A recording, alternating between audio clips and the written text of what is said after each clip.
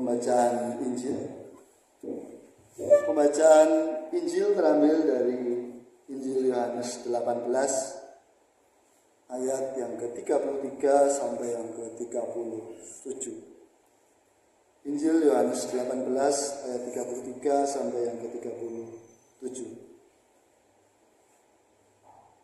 Pilatus masuk kembali ke dalam istana gubernur, lalu memanggil Yesus dan bertanya kepadanya, "Apakah engkau raja orang Yahudi?" Jawab Yesus, "Apakah engkau katakan hal itu dari hatimu sendiri, atau orang lain yang mengatakannya kepadamu tentang aku?" Kata Pilatus, "Apakah aku seorang Yahudi? Bangsamu sendiri dan imam-imam kepala yang telah menyerahkan engkau kepadaku, apakah yang telah engkau perbuat?" Jawab Yesus, "Kerajaanku bukan dari dunia ini. Jika kerajaanku dari dunia ini, pasti hamba-hambaku telah melawan, supaya aku jangan diserahkan kepada orang Yahudi. Akan tetapi, kerajaanku bukan dari sini." Lalu kata Pilatus kepadanya, "Jadi, engkau adalah raja?" Jawab Yesus, "Engkau mengatakan bahwa aku adalah raja. Untuk itulah aku lahir, dan untuk itulah aku datang ke dalam dunia ini, supaya aku bersaksi tentang kebenaran. Setiap orang yang berasal dari kebenaran mendengarkan suaraku." Demikianlah Injil Yesus Kristus menurut kitab Injil Yohanes. Haleluya.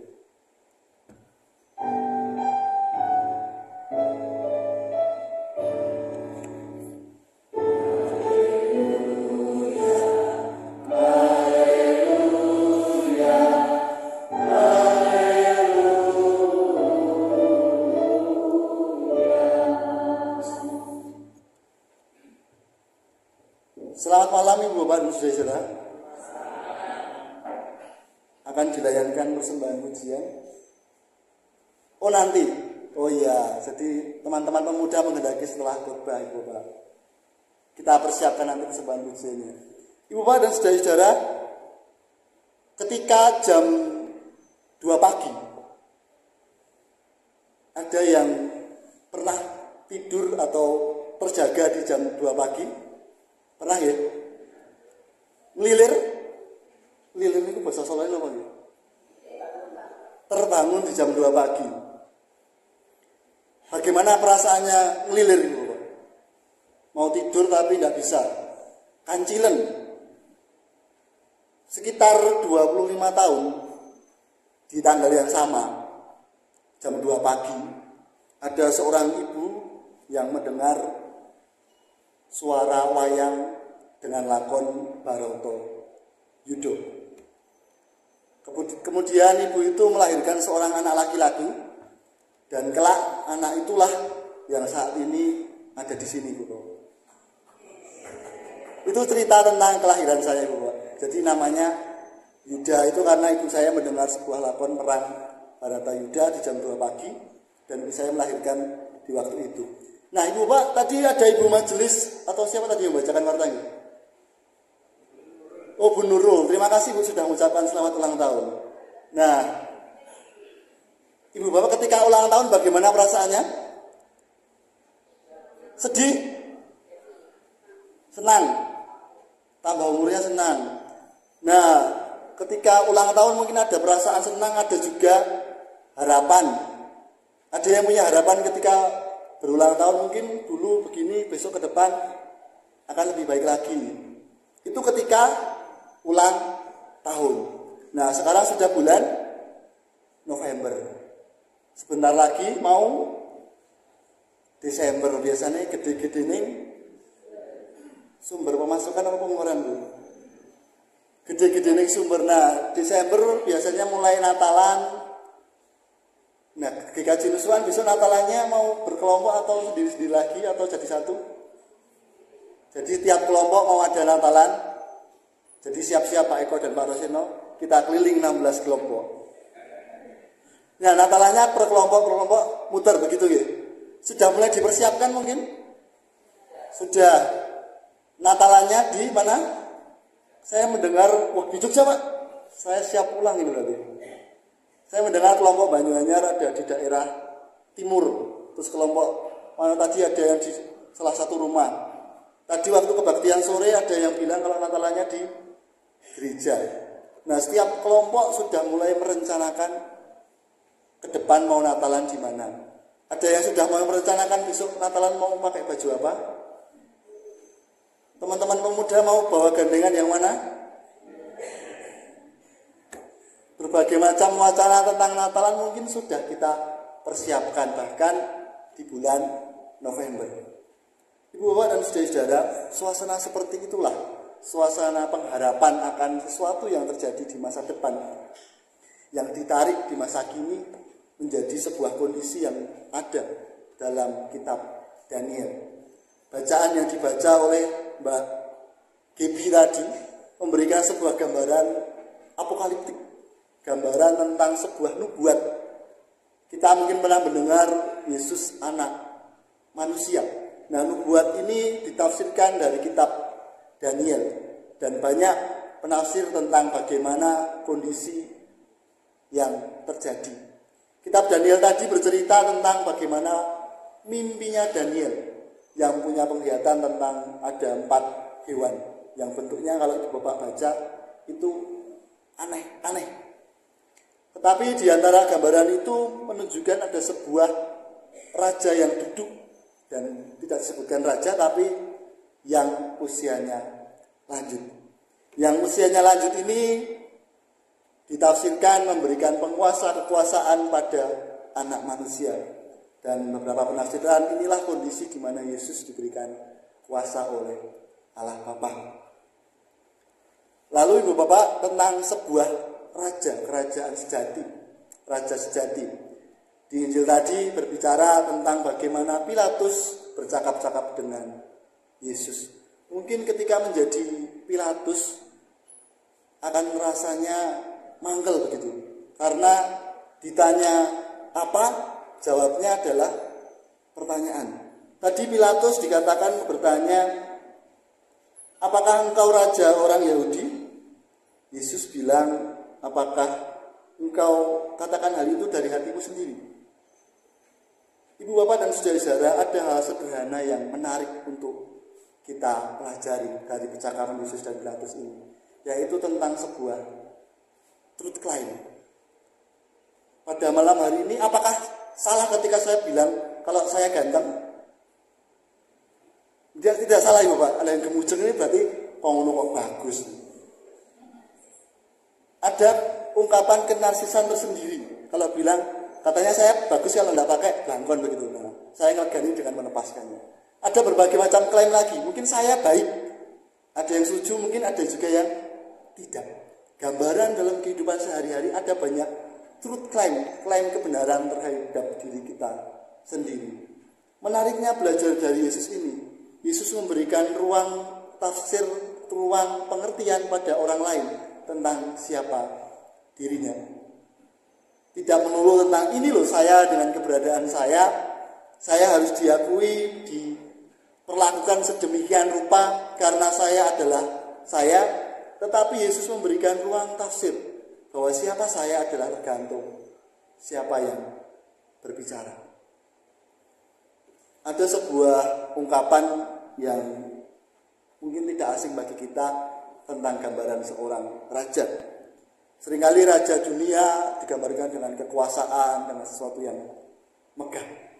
Dan hari ini menjadi momen bagi kita untuk merayakan Hari Kristus Raja. Kristus Raja ini merupakan hari di mana kalender akhir liturgi, tahun liturgi. Jadi suasananya mirip dengan mau memasuki ulang tahun, masuk ke usia yang baru, mau tahun baru, mau memasuki tahun yang baru.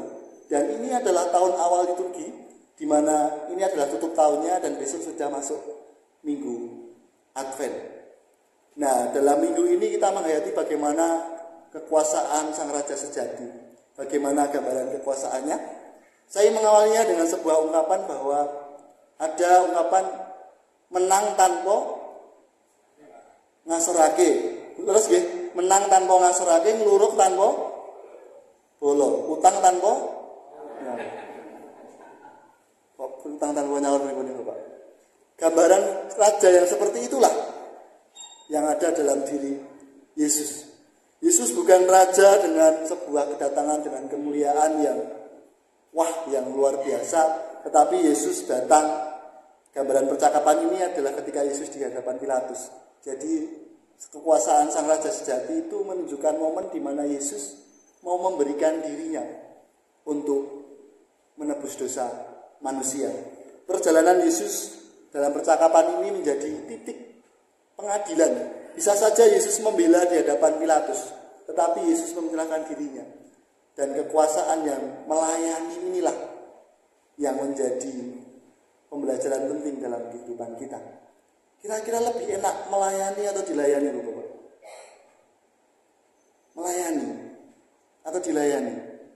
Ibu Bapak sang leader lebih enak melayani atau dilayani? Melayani luar biasa. Tepuk tangan. Melayani lebih enak melayani dengan dilayani. Saya yakin di GKJ Nusukan karena kita hidup bersama dengan saling melayani, jadi kita enak melayani. Nah, pelayanan ini dibangun dengan kesadaran bahwa kita sudah dilayani oleh Tuhan Yesus sendiri. Kekuasaan Tuhan Yesus yang diberikan dari Bapaknya tidak digunakan dengan sebagai kekuasaan yang menindas, kekuasaan yang untuk yang lebih-lebih lagi, tapi kekuasaan yang memberi. Ini menjadi momen penting untuk kita merefleksikan apa yang ada dalam diri kita. Kekuasaan tidak hanya berbicara tentang kuasa-kuasa saja, tapi sebuah kesempatan. Kesempatan hidup kita mau kita gunakan untuk apa? Ketika kita meneladani bahwa Yesus pun menggunakan dirinya untuk melayani. Kita diundang untuk mencintai mereka-mereka yang mungkin tidak dicintai. Mencintai ketika sama-sama mencintai mungkin itu mudah. Tapi bagaimana ketika mencintai tapi yang lain tidak dicintai? Apakah kita rela mencintai dengan boros sedemikian rupa ketika meneladani kekuasaan Yesus, Sang Raja sejati yang menggunakan kekuasaannya untuk melayani? Ibu bapak dan saudara-saudara yang dalam Tuhan, beberapa waktu yang lalu ada banyak tampilan-tampilan di jalan. Ini kan sudah mau mendekati pilkada. Nah, bagaimana kehidupan bergereja kita juga tidak boleh abai terhadap politik-politik. Bukan berpolitik secara praktis, tapi kita juga aware terhadap kehidupan berbangsa. Dalam PPA GKJ juga disebutkan bahwa kita juga dipanggil sebagai Rimawat Am, sebagai imam, sebagai raja yang turut melayani, turut terlibat dalam kehidupan berbangsa dan negara. Ada banyak tampilan-tampilan yang itu mungkin mencitrakan berbagai macam hal. Ketika melihat kekuasaan Yesus, Yesus meneladankan apa yang tampak itu belum tentu yang sebenarnya. Kita perlu jeli dalam melihat, dalam merefleksikan pelayanan-pelayanan kita. Apakah yang tampak itu sesungguhnya menjadi sebuah realita? Apakah tampak itu menjadi sebuah kesemuan belaka? Kita diundang untuk melihat dalam diri kita niti preksonale, apa yang menjadi pelayanan-pelayanan kita.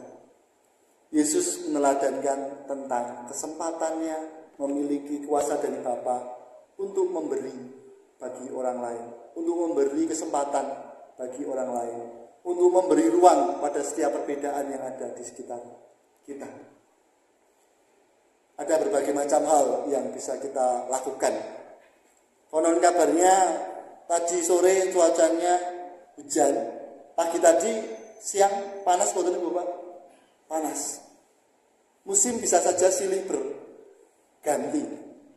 Tadinya pagi panas, siang panas, sorenya hujan. Dalam kehidupan kita juga berbagai macam hal bisa saja berganti. Esok bisa saja dele, sore menjadi tempe nopo lele, oh tahu. Ada perubahan. Esok dele, sore tempe. Ada berbagai macam hal yang bisa saja berbeda, berubah.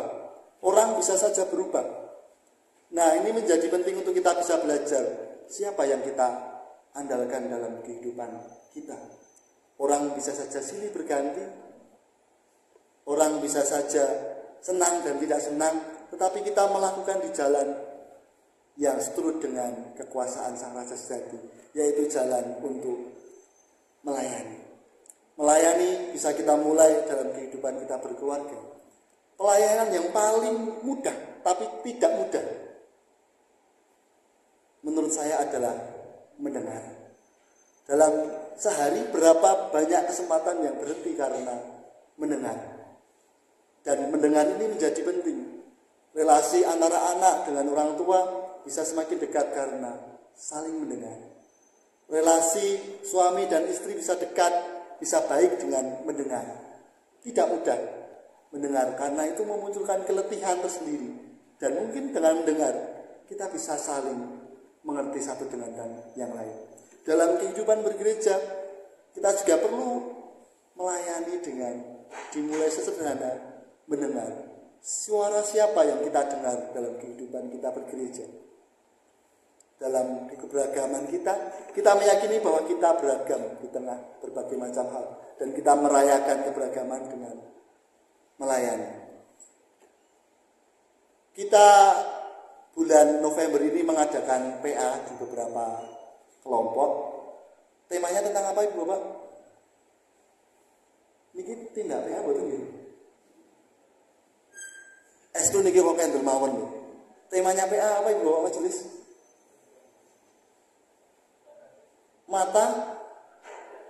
Mata yang tertuju pada Kristus. Nah, mungkin Ibu Bapak yang rawuh di PA kelompok kita belajar bersama tentang mata yang tertuju kepada Kristus.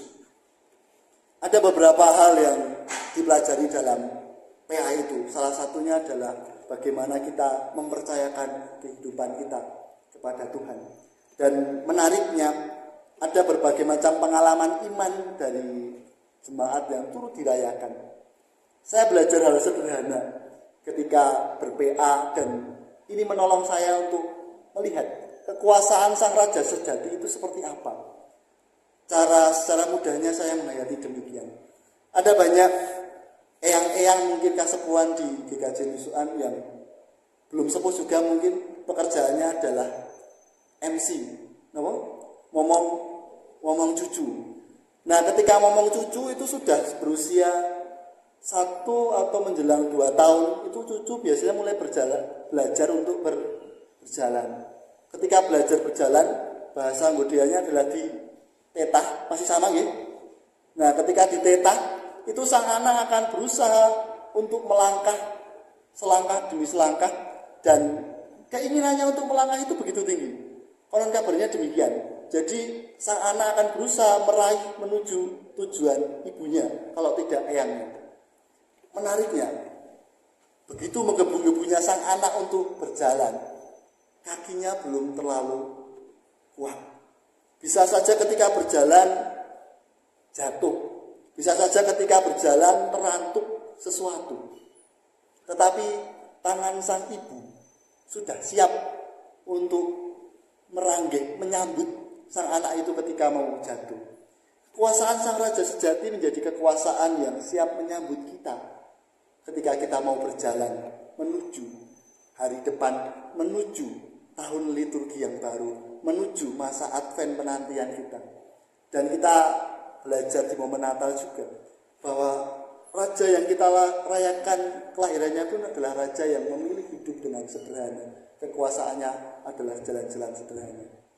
Sebagaimana anak tadi yang ditetah menuju ibunya, matanya tertuju, dengan kerapuhan kakinya untuk berjalan, dia tetap berjalan. Kita juga diundang demikian. Kita memiliki Raja yang berkuasa atas alam semesta. Dan Sang Raja itu siap menyambut kita kapan saja, asal kita mau datang Bahkan ketika dia tidak datang, kita tidak datang, sang raja itu menyambut kita, menggendong kita.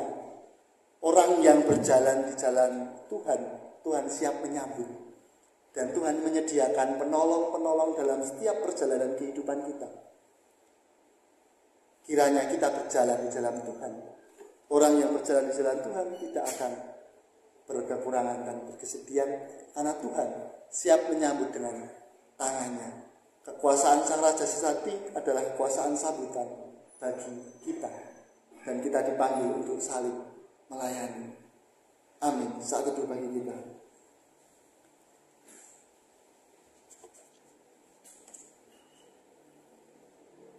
Sembari saat teduh akan dilayankan persembahan pujian dari teman-teman remaja, pemuda, dipersilakan.